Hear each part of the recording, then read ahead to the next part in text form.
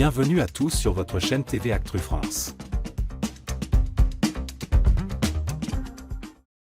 Ce vendredi 20 décembre 2024, Jean-Marie Bigard était l'invité de chez Jordan. L'humoriste a ouvert son cœur et partagé son combat contre l'alcoolisme, une bataille qui l'a marqué profondément. Malgré une année entière de sobriété, il a récemment replongé, une confession sincère qui illustre les défis liés à l'addiction. Un parcours marqué par la résilience et les rechutes. En janvier 2023, Jean-Marie Bigard annonçait fièrement avoir arrêté de boire suite à un AVC qui l'avait contraint à revoir ses priorités.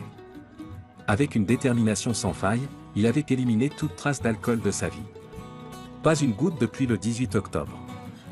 Et je tiens à dire à tout le monde que ça ne marche pas de ralentir, la seule méthode, c'est zéro, confiait-il à l'époque sur le plateau de Touche pas à mon poste.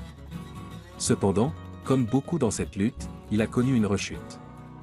Lors de son passage chez Jordan de Luxe, il a admis avoir fait l'erreur de vouloir réintroduire l'alcool à petite dose. J'ai fait 1 an sans boire une goutte d'alcool et, ensuite, je me suis dit, je ne peux pas imaginer un repas sans boire du vin. Un verre à midi, un verre le soir. Et c'est là que l'engrenage a recommencé. Un témoignage poignant inspiré par Renaud. Jean-Marie Bigard a également évoqué une discussion marquante avec son ami, le chanteur Renaud, lui aussi confronté à l'alcoolisme. Un verre, c'est trop, et 12, ce n'est pas assez, avait résumé Renaud, illustrant parfaitement la spirale infernale de cette dépendance. Cet échange semble avoir marqué Bigard, renforçant sa conscience des dangers de céder, même légèrement, à l'alcool. Un cadeau d'amour pour Lola Marois. Malgré cette rechute, Jean-Marie Bigard ne perd pas espoir. Il a pris une décision forte, arrêter l'alcool de nouveau, dès le 2 janvier 2025.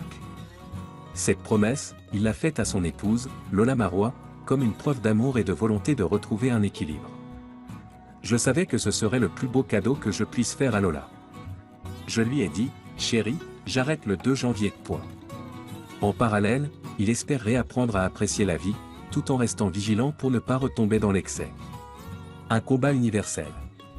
Le témoignage de Jean-Marie Bigard met en lumière les défis constants auxquels sont confrontées les personnes en lutte contre l'alcoolisme. Il rappelle que la route est semée d'embûches, mais aussi qu'avec le soutien de ses proches et une volonté renouvelée, il est toujours possible de reprendre le contrôle. Son honnêteté et sa vulnérabilité inspirent, faisant de lui une voix forte pour sensibiliser sur les réalités de cette addiction.